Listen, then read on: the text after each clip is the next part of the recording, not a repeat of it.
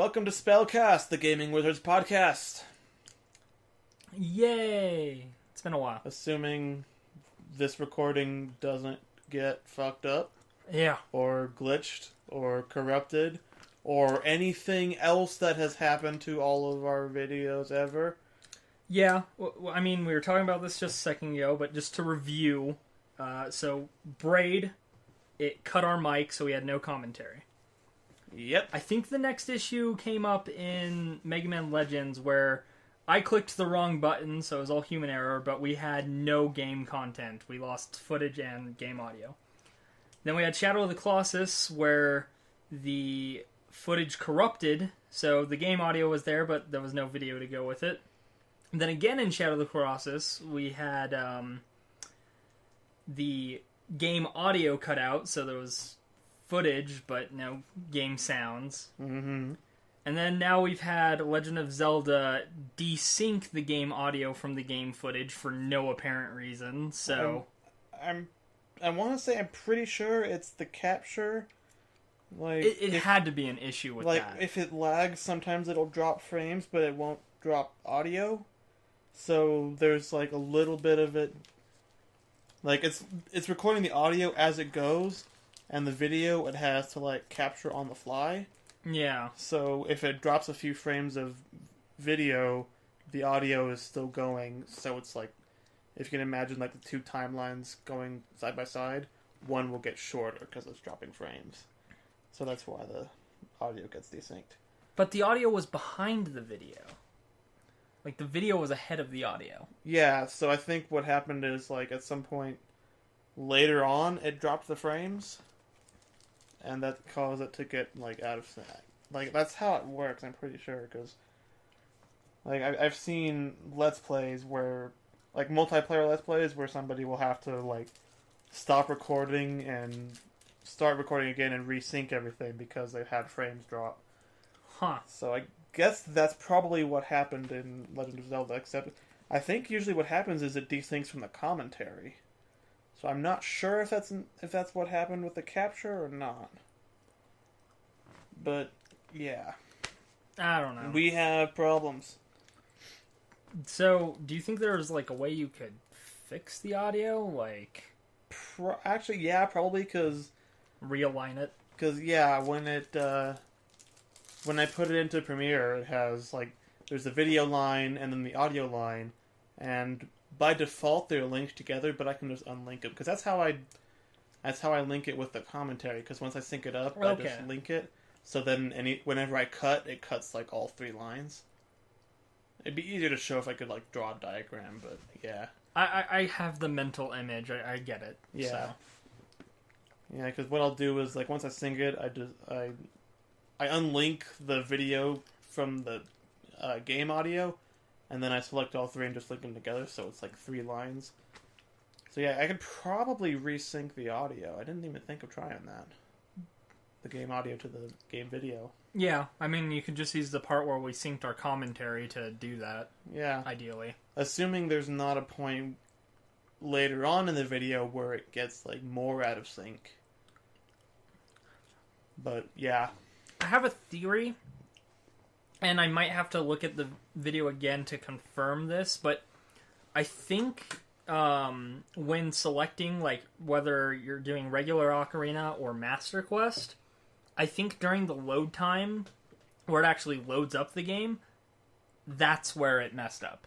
I think. I'll have to check the video again, because I want to say the audio was in sync when it was, like, choosing whether or not Rumble was on. When I was, like, trying to find that beginning part where we were syncing the commentary, but I don't know for sure, so... But that's my theory. Well, I'll keep an eye on that then when I do the actual editing. But, yeah. Technical difficulties. But what else could possibly go wrong at this point, right?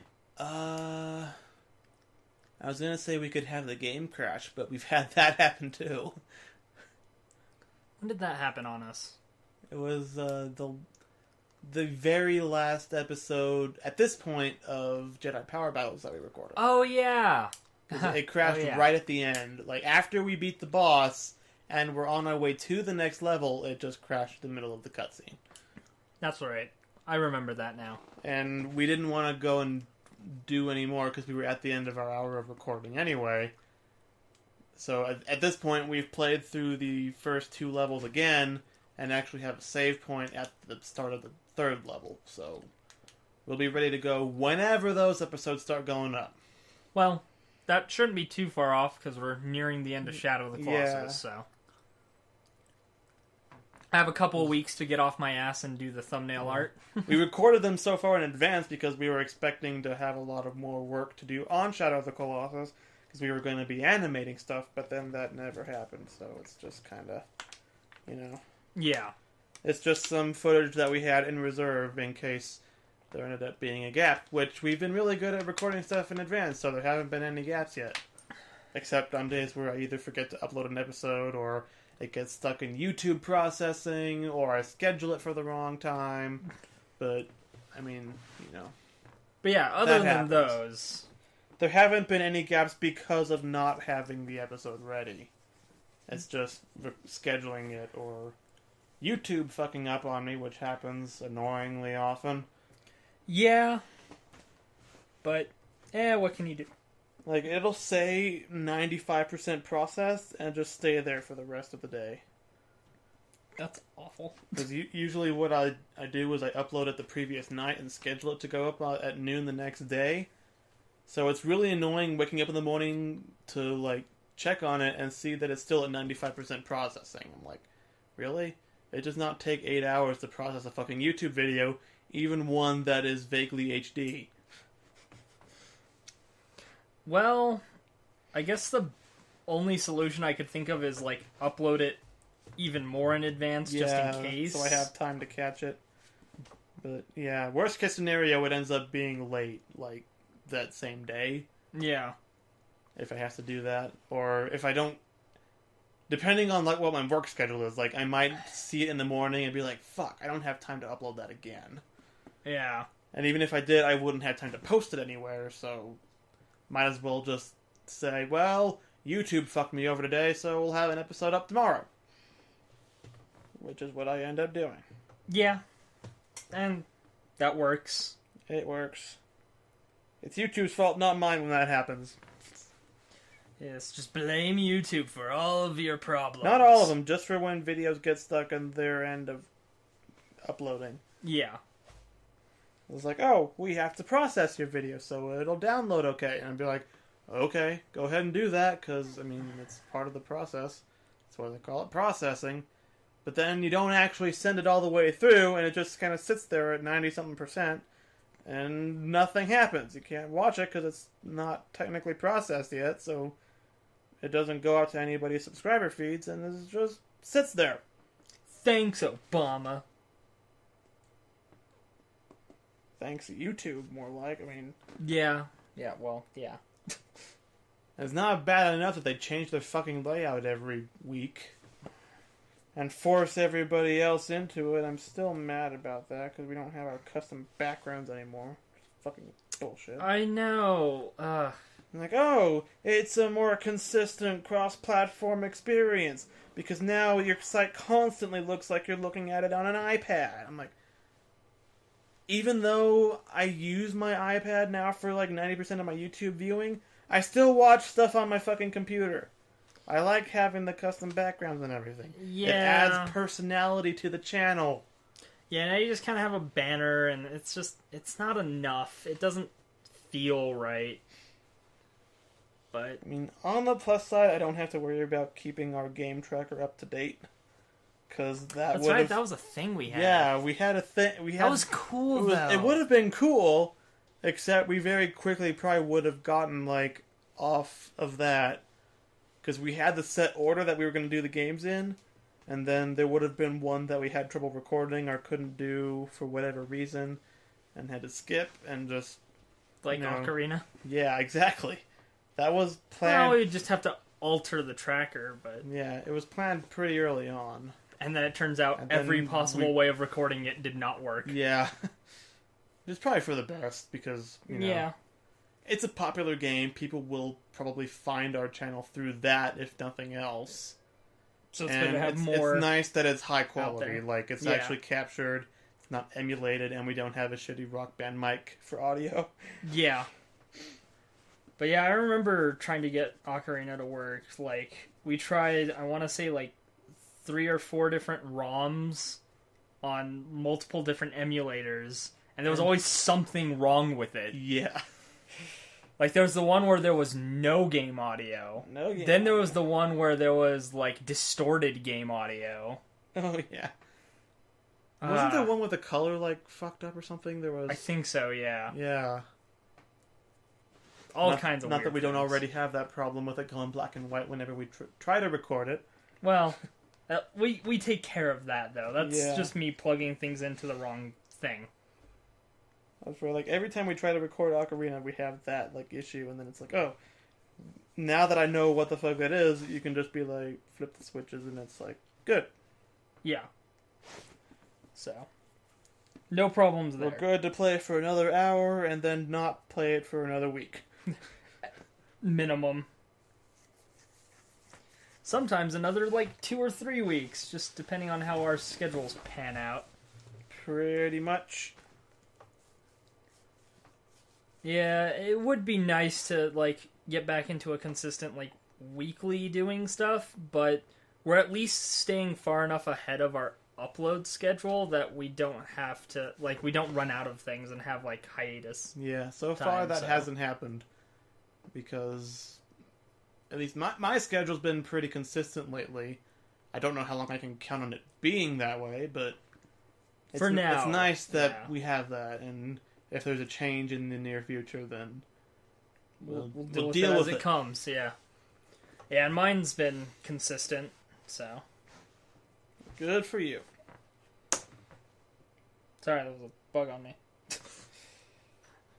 You can see it on the audio, just me slapping Yeah, it's myself. Oh, Audacity, showing us the wave of our audio. We don't mess with the wave enough.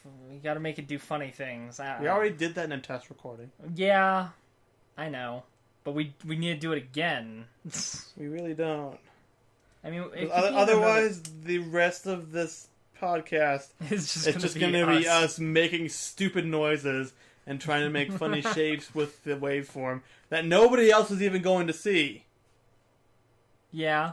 Unless we were, like, capturing I was gonna say, could put, like, a screen capture on. Yeah. Capture the wave. But no, don't. And like, all the icons on my desktop. Like, don't even, like, single out the window. Just full screen capture. So people can, like, analyze all the crazy things on my desktop. Like your hentai background. It's not hentai. They don't know that? I mean, I guess technically it's from a game that could be considered hentai, but the picture itself is not hentai. I know. It's totally tame. I know that, you know that, but nobody listening to this who doesn't have access to a screenshot of your desktop doesn't know that. Yeah, that's fair. I mean, to be fair, what kind of self-respecting person would have porn as their background at all? Like, that's just not a thing you do. I just slowly raise my hand. Like, that's not gonna That's show. just No one's not gonna a get that, thing but you do. I beg to differ. Login screens are not the same thing. Well, I mean, I do have, like, my sexy backgrounds folder, and there's plenty of nudity in there. I mean, no full-on sex, really, but... Well, then it's not porn, it's just naked people. That's a very fine See, line. my definition generally is something has to be going into something for it to qualify as actual pornography. Otherwise, it's just people not wearing clothes. I don't know if I quite agree with that, because, I mean... There's ways for it to be porn without insertion happening.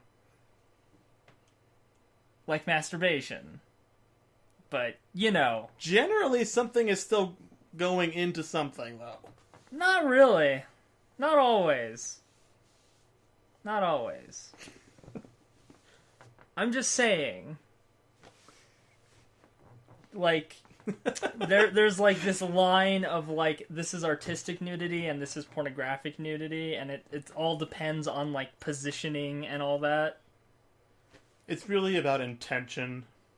Yeah. Like if the creator says it's pornographic, then it is, and if they say it's not meant to be, then it isn't. That's what it boils down to. But there are certain like interpretation of a piece of art doesn't mean shit. Yeah. But like you can debate any piece of art from sun up to sundown, and all your speculation and arguing doesn't mean shit. If the artist specifically says it means this, that's what it means. Yeah, I suppose. Otherwise, you're just guessing and trying to use big words to sound smart. Hey, I like using big words to sound smart. Like supercalifragilisticexpialidocious. See, the problem is there are people out there who genuinely think that's all it takes to be smart. Is using big words. Yeah, like, you don't even know what that word means, do you? Doesn't matter, I said it, I'm smart.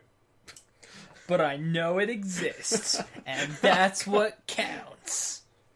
It's like that one out of context D&D post where it's like, the guy has the character whose, like, trait is using big words incorrectly because he wants to sound smart. And it's like, I see what you're inseminating there. It's all coming together. Like, the juxtaposition of those two sentences alone, like, just makes the quote. Yeah. Again, thank you for showing me that blog, because... And again, you're quite welcome. It brings me quite a lot of joy. Shit, last time you were here, we spent like 3 hours. It was like 4 in the morning when we stopped, just looking at posts. It's like, okay, this needs to stop now. Sleep is important. Yeah. The internet will still be there when we wake up, most likely. We can only hope, right? That one day we won't just wake up and the internet's gone. I feel like there would be rioting. Oh, yeah. I mean, I feel like what would be waking us up is the sound of the rioting. Like, the whole world would start rioting. Exactly. It's like, what do you think would cause the most outrage? The loss of... Probably the loss of all the porn. I was gonna say, it's very tempting to say porn, but that's the obvious answer. Like, people who want to look up...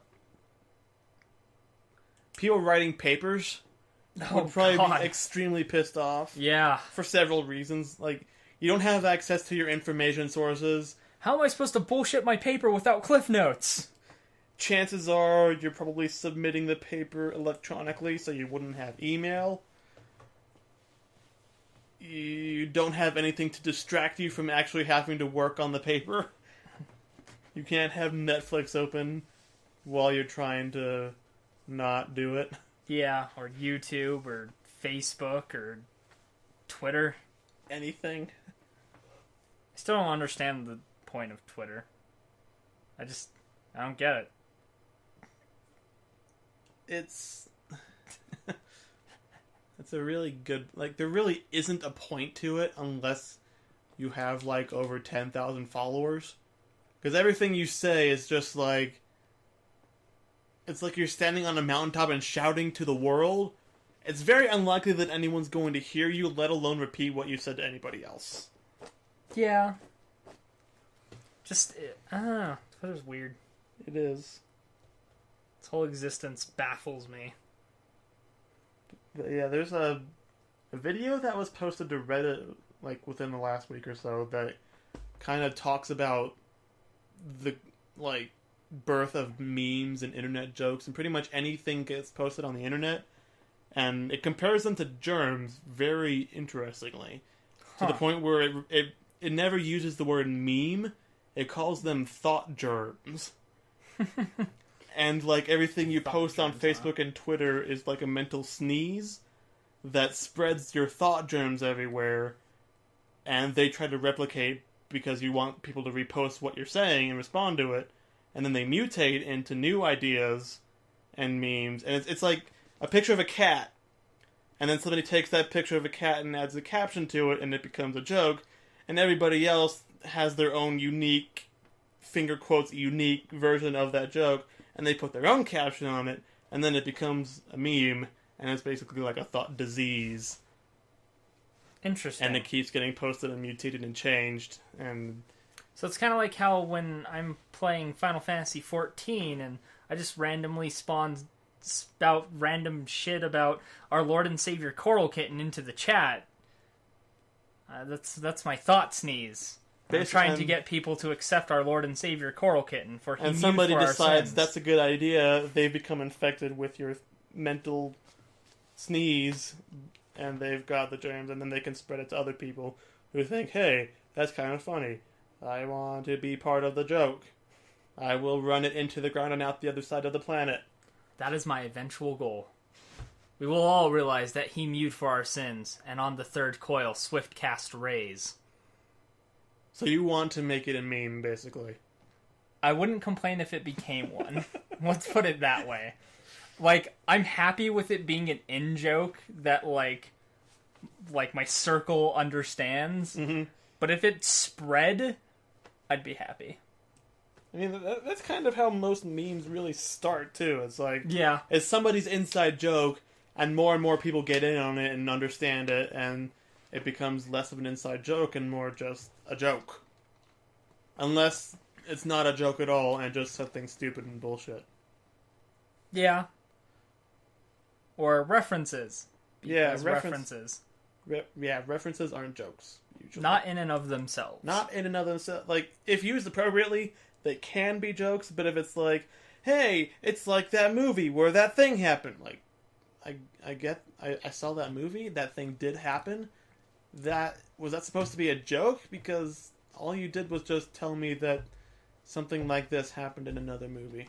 It's actually something that you see handled, like, very ham-handedly in a lot of, like, indie games, where it's like, look, reference because reference. Oh my god, I fucking hate that too. Like, initially it's kind of funny, but then, like, it hits that point where it's like, okay, you I played get Super it. Mario Brothers!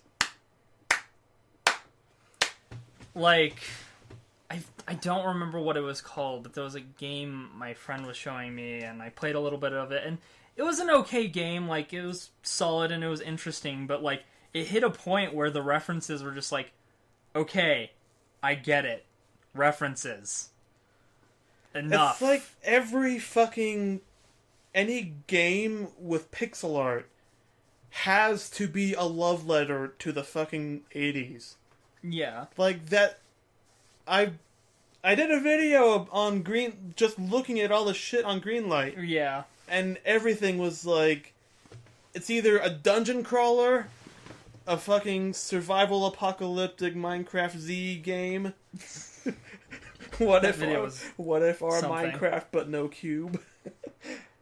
Or dungeon this, dungeon that. Yeah.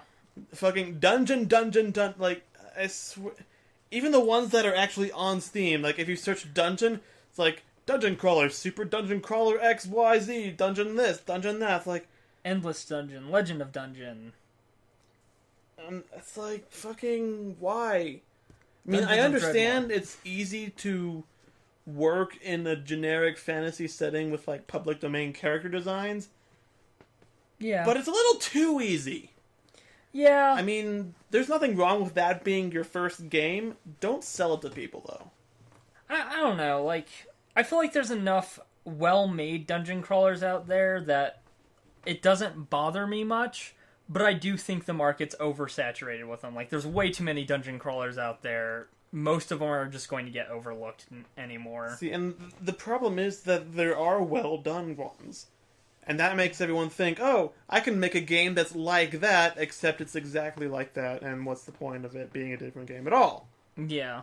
Like, all the fucking Minecraft ripoffs, and all the fucking DayZ ripoffs. Let's not even start on the fucking Five Nights at Freddy's ripoffs. Oh, yeah, that's... like, and I don't use the term ripoff lightly. Like, Yeah. like, if it's obviously inspired by something, I can overlook the fact that it uses some of the same mechanics if it's different enough. But if it's like a shitty, oh, I made this overnight because that game's popular on YouTube, I want to grab some of that for me, fuck you. That's all I got. It's just go fuck yourself. Stop, like... Yeah. You can claim that you were inspired by it, but you're ripping it off. And that's all there is to it. You have added nothing to the concept. Yeah. That's kind of how I feel about a lot of the stuff that kind of spawned out of Five Nights at Freddy's popularity. There have been a couple that I've seen video of where they actually add some interesting, like, different mechanics to it. Mm-hmm. But most of it is just, like... Look at a camera! First game jump scare! It's like the first game with a different monster and, like, a different map layout. That's generally what I see. Because it's... See, the original was a unique idea, mostly. Like, there's been games where you've had, like, security cameras and stuff before. But I think the fact that it was such a simple mechanic... Like, there was very little that you actually did in the game. It was just so well done artistically and atmospherically that you didn't even realize how little you actually do. Yeah. And people mistook that simplicity for being the good part. So it's like, oh, that looks like something I could do. I will do that and it will be good because this game did that. That's not how it works.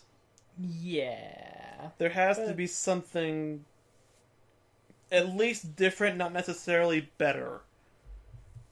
Yeah. Because, I mean, like, putting in different characters doesn't make it better. It's just the exact same thing. Except most of them are actually shittier because they don't... It's like, I learned programming in a day by looking at Wikipedia. Kind of stuff. Yeah. But, like, I want to say one of the more interesting ones I saw was there was, like, the Disney-based one or whatever. I forget what it was called. But it had this, mechanic where, like, the monster itself was blind.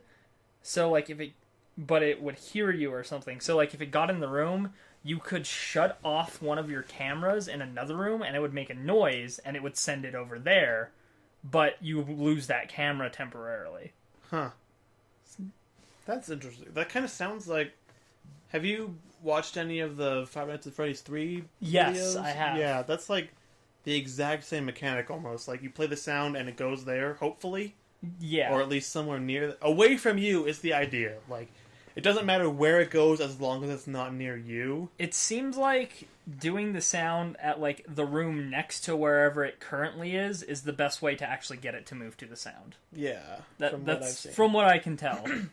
Because I haven't even beaten the first one yet, or probably not at all, really. I think it's at the point where it would just be for, like, personal satisfaction of having beaten one game so I can move on to the next, but there's really no reason to play it by yourself. Yeah. Like, if you're not recording it in some fashion to show somebody else, it's just like that kind of game, really. Like, it's one of those games that was made for YouTube. And it worked really well, too. Yeah. Like, the guy made 2 more games out of it, and I do like how each game, like, it's the same theming and basic concept. Like, you're looking at cameras, you're trying to not get killed by animatronics, but the actual mechanics are completely different from game to game. And that's good, too, because it's not like, oh, I made this game, people liked it, I'm just going to keep making the same game with slight differences. You can tell he actually put creative thought into giving you a reason to want to play each game by themselves, even if it's only for YouTube. Yeah. There's different mechanics to learn, and different things that you're interacting with. And actually a really interesting change from the second to the third is the second one, it, like, tripled the number of characters that you have to deal with. Yeah. And then the third one, there's only one. Like, ever. Yeah. That actually does anything, because you have the hallucinations and everything that mess up your systems. Your systems and all that, but there's only one that you actually have to worry about. Yeah, I'd say the third one is definitely the most different. But, like, so, like, going from the first to second, you have, like, a completely different way of dealing with them when they get to you, like, keeping Foxy at bay. The first one, you only really had to watch the one camera to keep an eye on Foxy. As far as keeping an eye on Freddy goes, you would just kind of close the door and never look, like, when you're not looking at that one. Yeah. Like, I mean, that, assuming, like, you don't really even have to worry about Freddy at all, really, if you... Like, you switch cameras between Foxy and Freddy and watch your doors for Chica and Bonnie, and it's, like, good. Like, through all 5 nights, pretty much. But it's on, like, the 420 mode where Freddy is just, like... There. He's faster than Foxy, pretty much. He just kind of... Room. Hi, I'm outside your door. Oh, shit. Yeah. And then, but with the second one, it's like... You have the music box to keep track of. You don't really have to pay attention to any cameras other than pulling up the one to wind the music box. Like, you kinda should keep an eye on the vents just so you know who's coming through there, like, a little more preemptively, but it's mostly just checking the lights, flashing your flashlight down the hallway, and winding the music box. The third one really emphasizes the cameras. Like, you want to know where he is at all times so that you can keep moving him and keep him from coming towards you. Yeah, that's a good point, too, because there's... Like, one of the complaints people had kind of after it got more well-known and people were actually analyzing it is that there wasn't a lot of focus on the cameras in the original 2, and then the third one is all about the camera. Yeah. So you can tell that there's audience feedback actually playing a part in the creation of these games, which is nice. Because, you know, you either have developers who just don't give a shit what the people who actually playing their game think, and just make the game that they want to make. Yeah. Or you have people who try to please everybody, and it's like, oh, we're going to be in early access from now until the end of the universe, because we keep wanting to put more things that everybody wants in. And it's like, oh, they said we should do this. We don't know how to do that. We have to do this and that and this and that. And part of me wants to say, like, that's not really a bad thing. Like, as long as the game's in a playable state and not buggy, there's nothing wrong with adding content. But I do feel like it's like those anime that are, like, 400 episodes. You have to stop at some point. Yeah. Like, there becomes a point where you're just too ridiculous. Power creep, basically. Like, stop somewhere. Yeah.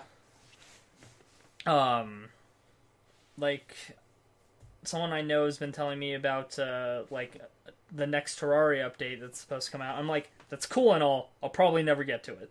Like, yeah, really. I'm at that point with Terraria where it's like, I love that they keep adding new stuff, and a lot of it's really cool, but I just don't care anymore. I've put 900 hours in that game. I'm done. Exactly.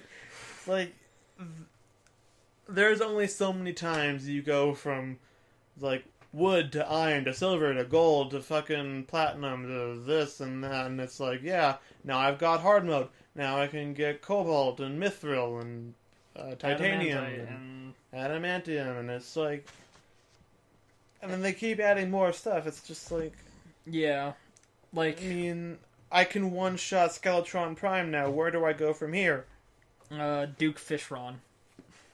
Okay, and then you get to the point where you can farm him for all his drops. Yeah. And the end goal is just to basically be the most powerful character, and there's really not an actual end to the game except build whatever you want to build. I mean, it's more... There's more of a sense of progression than there is in something like Minecraft. Yeah. Where the general focus is to build whatever you want to build. It's kind of like a collectathon. Like, you're going through collecting, like, all this different gear, and you just kind of want to get, like, oh, I want to get all the swords, you know? So you build all the swords, and you're like, oh, I have the Terra Blade or whatever. And it's like... And it's just that there's no actual end. Yeah. I mean, you feel like you've accomplished things along each, like, stage, but there's no end game, really. It's just, I have all these things now, what do I do with them? I've killed all the bosses, I guess I'm done. Pretty much. That's pretty much how it goes. Unless you really have to get that one weapon just because it's cool. Exactly. Like because there's, like, the minions. Yeah. There's like, the Sharknado minion. It shoots sharks at people. Worth God getting. Damn it. But, like, I still haven't gotten to all the content since the last patch. Like, I never did Duke Fishron. I think there was another thing, because, like, they had the Halloween event, or there was the Christmas event with the snowmen and stuff, and they added, like, a Halloween event or something that has a boss. Yeah. And I didn't do that either. Like, I never got around to it, and it's just, like, yeah. I want to, like, even if I was just to pick up, like, my most progressed character, I would like to get to that content, but I'm not that interested. It's more of just, like, I want to see what it's like. I think I still have yet to legitimately beat Plantera. Like, that was... I remember I got to a point where I felt confident that I could do it, and then I stopped finding the little, like, flower buds. Like, I would go down into the jungle, search everywhere I could, and couldn't find one. Yeah... Plantera, basically, like, we got really lucky with that. Like, we found a bud, and we carved out, like, a huge square, put some platforms in it to, like, dodge around in. And we ended up fighting him multiple times, because, like, the buds kept spawning near that cube, like, close enough to where you could, like, break the bud and get back to the cube without dying, kind of thing. So we got lucky, and we were able to kill him a few times. Then after that, like, the only thing is, like, the jungle temple, and there's, like, the golem in there. Yeah. And the golem, you can just cheat. Like, straight up, you can kill him with traps, and you can put yourself in a position where he can't really hit you. Interesting. Like, I went through the dungeon, collected all the traps in it. Like, there's the ones that drop spike balls that bounce. And I pretty much wired up the whole thing, so, like, I'd go down below the spawner, walk across, put the item to spawn him, walk back up, and just sit up top, and he, like, tries to get over to where I am, and just gets murdered by a bunch of spike balls and arrow traps and shit. Wow. Yep. Yeah, I never really liked the, like, building boss arenas. Like, I don't know, it's just not... Like, if there's one that, like, an area of land that works for it, I'll just use that for fighting most of the bosses. And there was one world I had where I had a bridge, like, over a particularly big lake that worked really well for Eye of Cthulhu and everything like that, but I generally never build boss arenas. I usually at least build something flat. That way I don't have to worry about, like, jumping over hills and stuff. And then as far as, like, Plantera, it was just, like, trying to fight in, like, the horrible layout that is the jungle is just... Yeah.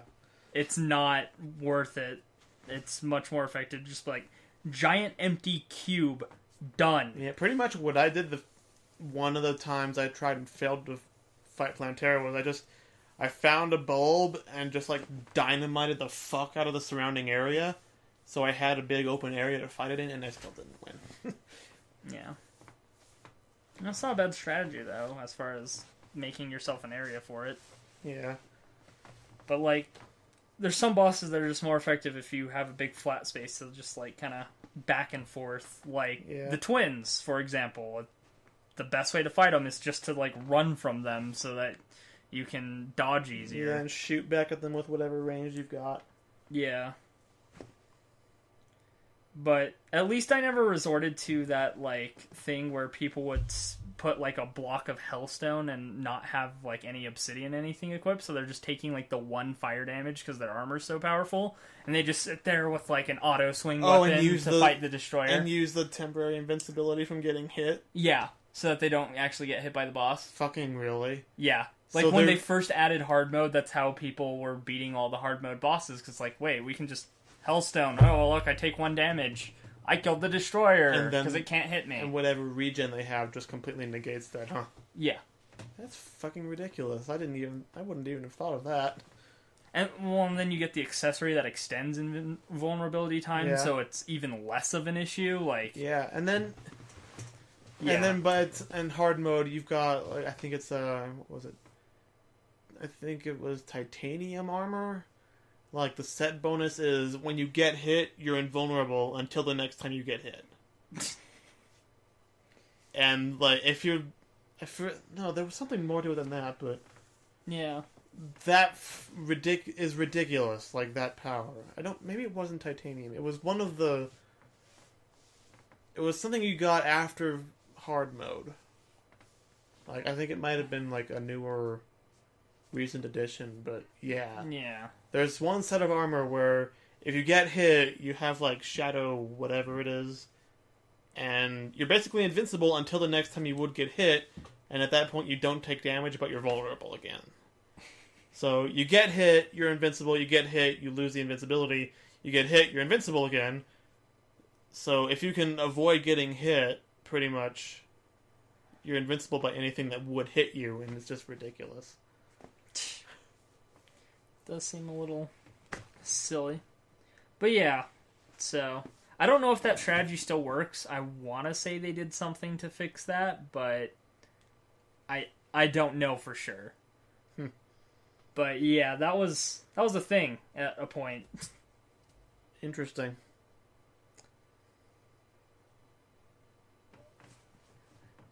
God, what else kind of falls in that thought realm? Oh yeah, Of just getting to the point where you're so OP nothing else matters anymore? Or... well, no, just kind of like, what can I jump off of from Terraria, but... oh. and just all the content. We still haven't gotten to Borderlands yet. I know, right? Well, I mean, that's where it always ends.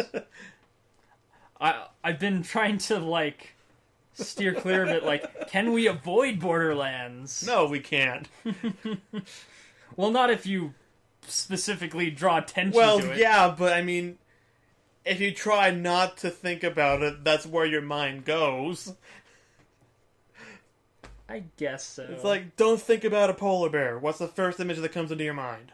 Grizzly bear. Pandas. I'm gonna still count it as a victory because it's still a bear. Okay, fine. Let's be that way. But yeah, I mean, try really hard to avoid something and it's gonna come up. Or, you know, don't try and just go for it. That's your logic, right? Exactly. Just go for it. Well, since you already threw us onto Borderlands... Sometimes just going for it works. And sometimes it backfires horribly. Yeah. I could probably think of a few examples of that, but not right now. From this evening alone. Like that time when I fell off the Colossus. A few dozen times. 'Cause I missed a jump. Oh, that was fun, though. It was. But yeah, so, since you threw us on the topic, how's the pre-sequel? I have completed story mode for the first time and just entered to Vault Hunter mode after grinding the final boss about a dozen or so times. Nice. Yeah, I think... I need to get around to playing more of that game. You do. I think Nisha might be a little bit OP. She definitely Either has that some pretty or crazy damage. I'm, like, really good at getting the right skills and the right weapons to go with them. Probably helps, but yeah, there's some pretty good skills, I gotta say. Like, I was never much of a pistol person, let alone revolvers, but having a skill that gives bonus damage to the last 6 shots in the clip of a weapon, and having a weapon that only holds about 6 to 8 bullets, Yeah. Seems like a and good having strategy. a class mod that gives you +2 to that skill when it's already maxed out. Yeah. So basically having like 60% bonus damage on the majority of your clip for a given revolver. It's pretty fucking awesome. And having a skill that gives you bonus damage and accuracy when not aiming down sights, which I never do anyway. Yeah. I pretty much only do that with scoped weapons. Yeah. Like, I don't know. In Borderlands 2, with my sniper, like, I carried a pistol as a secondary weapon if I ran out of sniper ammo, Yeah. and I'd made sure I had, like, an accurate pistol with a scope on it. So, like, I'd basically just use that as another sniper rifle, but... Yeah. Like, you get to the point where you have Yeah. 4 weapons available, chances are you're going to use one, like, 99% of the time, and Yeah. switch to one of the other 3 for, like, a very specific circumstance. Like, I use my pistol for everything until I run into something armored, then I switch to my explosive shotgun and blow it away. What I eventually ended up doing in Borderlands 2 was, like, I did this with both my sniper and my necromancer, where on my necromancer I chose shotguns, and what I did was I would have a shotgun of a different element for all my slots. Mm-hmm. So, like, I'd have the one that has the highest damage. That's the one that I use most of the time. And actually, with my necromancer, I had one that had a 2-shot clip that fires 2 at a time. Yeah. So that I could build up anarchy Oh, so you quicker. reload every time you fire. Oh, nice. Yeah. So every shot is a reload, so you build up anarchy like that. But then, like, I'd have a corrosive one for when there was armored enemies. I'd have an electric one for if there was shielded enemies. I did the same thing with my siren, actually. I had a fire SMG for, like, fleshy stuff. So I would have whatever element I needed for whatever situation. And I want to say with my siren, I did, like, assault rifles and SMGs. But then, like, my sniper rifle, it's, like, 3 sniper rifles and a pistol. My necromancer, I'm pretty sure I just have 4 shotguns. I might have an assault rifle, but pretty sure it's just 4 shotguns. I don't think I have ever had a main character with assault rifles. Like, that's the one weapon I have never, like, used. Not even on your commando? Like, my commando, I use shotguns and pistols, actually. Huh.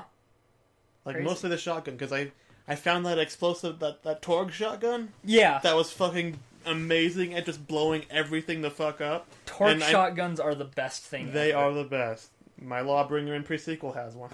It's like my secondary weapon, along with a fucking overpowered rocket launcher and another shotgun that just happened to have higher damage, but didn't explode.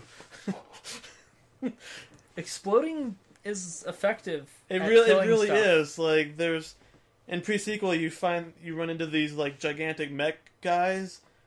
That Torg shotgun just shreds them in like 2 shots. Nice. The only problem is against flying enemies because it's kind of hard to aim a gun that basically shoots like 12 rockets at a time. Oh, yeah. Flying enemies were the bane of my existence on my necromancer. I was like, God damn it, I can't hit it. I have 400 stacks of anarchy. My shots are going everywhere. And you have to hope that one of those shotgun pellets happens to bounce back and actually hit something. Yeah. Luckily, I had that skill maxed out, so it was a Yeah. decent chance of it, but it still was a pain in the ass. Like, at that point, you just shoot at the ground because it's better than trying to shoot up in the air. And that's what's so great about Showdown. It auto-aims at everything. So you basically activate it and just spam click the fucking the mouse, and it's like bang, bang, bang, bang, bang, bang, bang, bang, bang, reload, bang, bang, bang, bang, bang, bang, bang, reload, bang, bang, bang, bang, bang, bang, reload. Hey, look, everything is dead. Nice. Because I get more bonus damage and quicker reload to my fucking already OP pistol. God, I really need to play more of that game. I want to get, like, because I have both my Enforcer and I have the Doppelganger Jack, and, like, both are really fun to play, and I want to get further into their skill trees. Mm-hmm. Especially Doppelganger Jack. He just seems entertaining. I don't know. Yeah, I can see that. He has some Just pretty good lines of dialogue. Yeah, you mentioned that before. I did. Yeah. Oh yeah, another thing. I mentioned that I just started True Vault Hunter mode with Nisha. Yeah. There's new dialogue in True Vault Hunter mode. It's not just the same thing over and over again. That's awesome.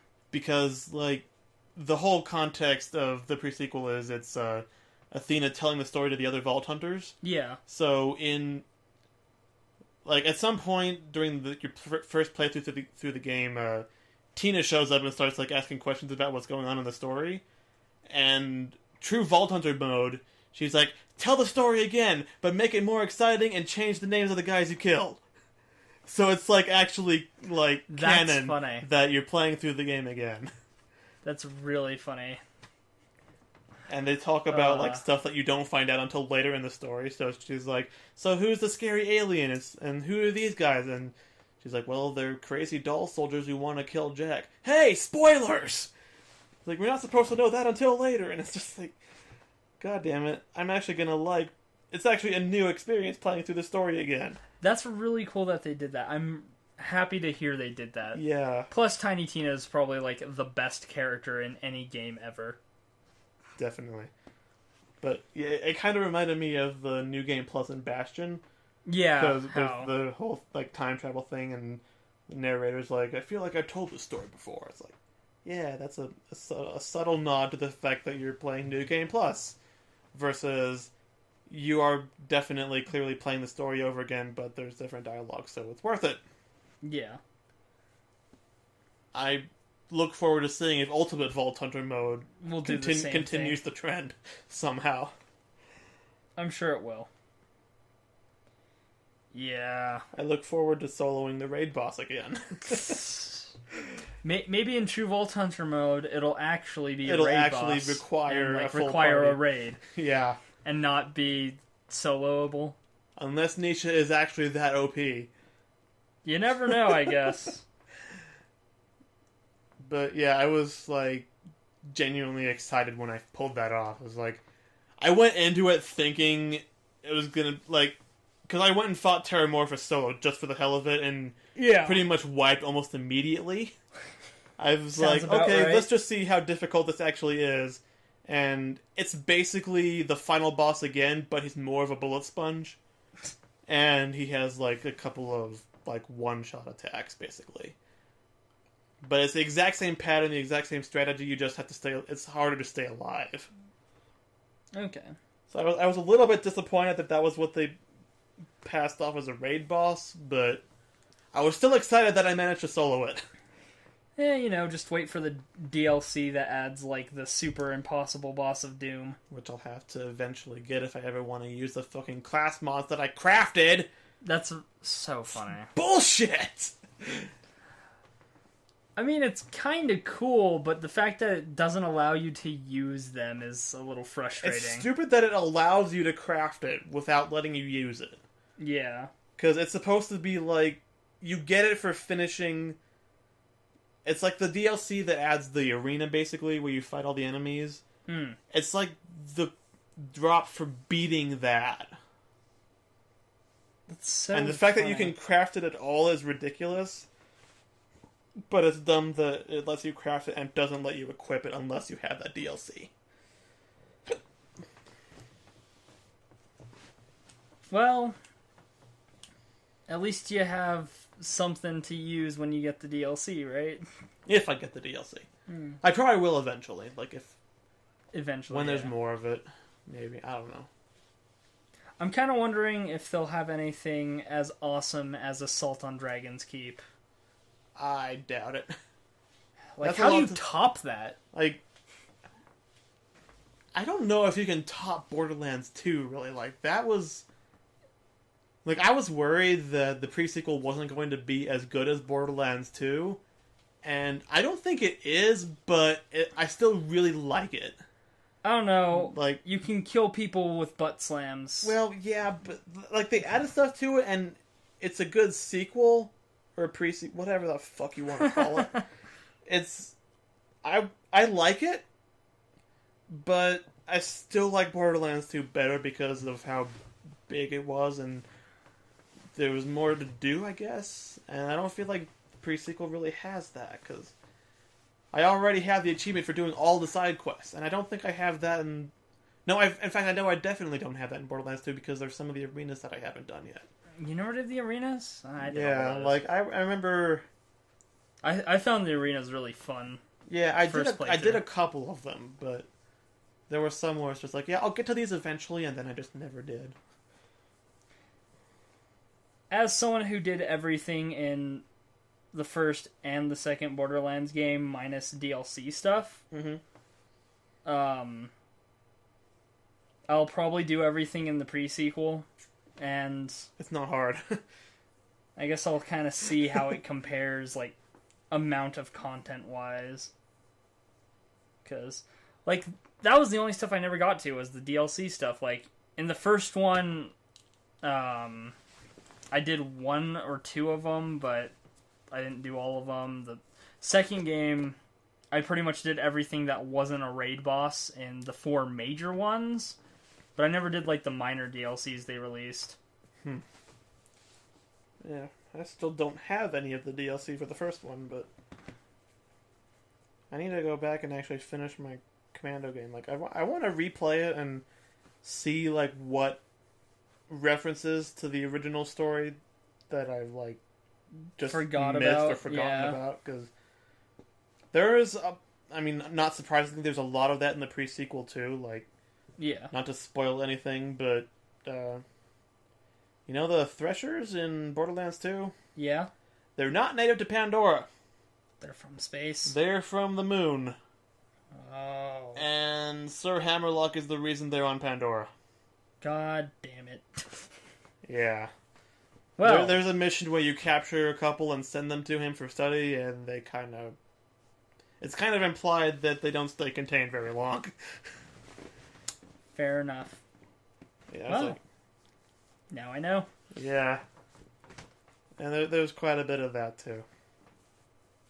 That's kind of cool, though, that they do that. I mean, you kind of have to expect it when they're making one that... If you're making something that takes place before another installment in a series, you are kind of obligated to include, like, foreshadowing and references and stuff like that. Yeah. At the risk of it kind of running into, like, oh, that didn't really need to be explained, but I guess it's kind of obvious. Well, like, that makes a lot of sense, though, because, like, Threshers weren't in the first game at all, and they're fucking everywhere in Borderlands 2, so... Yeah. I mean, I kind of like that. Like, that's not something I would have thought of including. Yeah, I mean, that was just one example of that kind of... And I'm not saying that it's poorly used in any instance in Borderlands. It's just a thing that kind of happens when you make a prequel or a sequel, really. In-between game. Yeah, any kind of, like... When you have something established and you're trying to establish how that got established, it just kind of gets messy and... Like, oh, that character dies in that game, so why do I need to care about that character in this game? Aside from the fact that I'm playing as that character. That one's a little harder to do. Like, how do you make someone care about a character that they already know dies in, like, the next game kind of thing? I mean, I guess they could do what they can to make you like that character, but then you just feel bad when you kill them in the next game. I mean, like, 2 of the 4 playable characters in the pre-sequel are characters that you kill in Borderlands 2.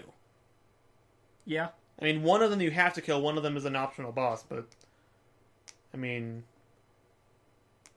Learning everything you can about Wilhelm and his history and how he came into work for Jack is like, yeah, that's good and all. Still gonna blow him the fuck up with that torque shotgun. Playing as Wilhelm is a very interesting experience. Like, if you ever get around to starting a second character, I recommend it. I will say that Nisha has interesting dialogue at some times. Oh. She is into tentacles. Oh. And suffocation. Oh. Oh, I see. Like, in the rare instance where you, like, run out of oxygen... Like, the characters, like, they have more dialogue now. Yeah. One of the things Nietzsche says is, like, she's like, normally I'm into this, but, It's like, really? You had to go there? I know it's, like, really early on, but, like, you remember the part where you have to, like, go talk to the Marif? Like, after you, like, take out the, like, radio station or whatever it was you were doing? Oh, it's like, let's go pay the Marif a visit. Like, when you're playing as Wilhelm, it's like, right, let's go kill him. And Jack's like, no, let's talk to him first. So that's pretty much like Wilhelm in a nutshell. It's like, let's kill them. Let's go kill a thing. Kill the thing, let's go kill another thing. He definitely fits the bill of, like, meathead mercenary kill stuff. So, I've been having fun with him. Like, I want to get back to that game, because I haven't played nearly enough of it. There's so many other games, you know? It's hard to focus on one. Especially one like that, where it's like you want to put a lot of time into it. Yeah. Like, I've already put more time into it than I did the first Borderlands. Yeah. I think the second Borderlands is, like, my third most played game on Steam. I think it might be my second after Terraria. Yeah, like, it's behind Terraria and I want to say Dungeon Defenders, but Dungeon Defenders is partially because I would leave the game running, like, AFK, because... Idling motherfucker. Well, it's... No, I get what you... I know, it's like... Well, because you could sell gear, like, to other players for mana, so, like, I would just AFK, like, run a shop, so people could come buy my shit. Strangely enough, I think the first Left 4 Dead is still, like, in my top 5 games at Steam. Huh. For, like, time spent in it. Because I spent, like, over 100 hours in that game, apparently. And there aren't many games where I've spent even close to that. So, I think it's Terraria, Borderlands 2, Left 4 Dead, and Team Fortress. I know I have a few with over 100 hours. But I couldn't list them all off the top of my head. I could probably go check right now, but we're out of time, I guess. Yeah, no. We're at an hour. Good talk. And we talked about Borderlands and audio problems and bunch of other stuff in between. Indie games that aren't good and some that are good. We talked about Five Nights at Freddy's fairly good bit and how that series is gone. Yeah, I guess we'll see you whenever we record another Spellcast. Might be next week, might be in a couple weeks. It just depends on how things go.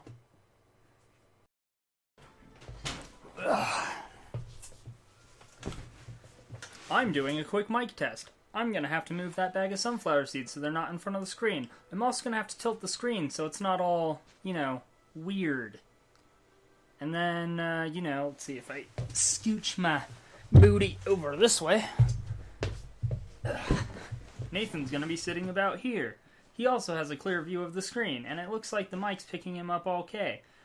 Man, it must be weird being over here. You can, barely see the audio readout, and it's, kind of the weird angle. You're looking at the side of it. It's crazy. That's crazy, man. Okay. And I think that's good for the audio test. Let me just go back over here. Okay. Yeah, no, I'm still looking good on my end. I'm going to go ahead and move that sunflower seed bag.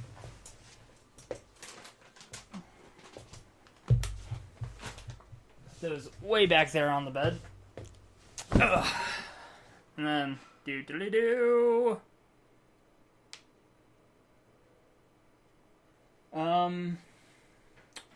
Yeah, no, I'll just leave this going for a second. My business is done. Oh, good, you were recording. Of course. I mean, I sat in your side and kind of talked. It looks like it'll pick you up fine, though if you want to sit down and make sure it'll pick you up fine. So, how's it going? It's going. Cool. Yeah. You ready to get killed by a Colossus for 3 hours straight? I most certainly am, except I don't think it's going to take 3 hours.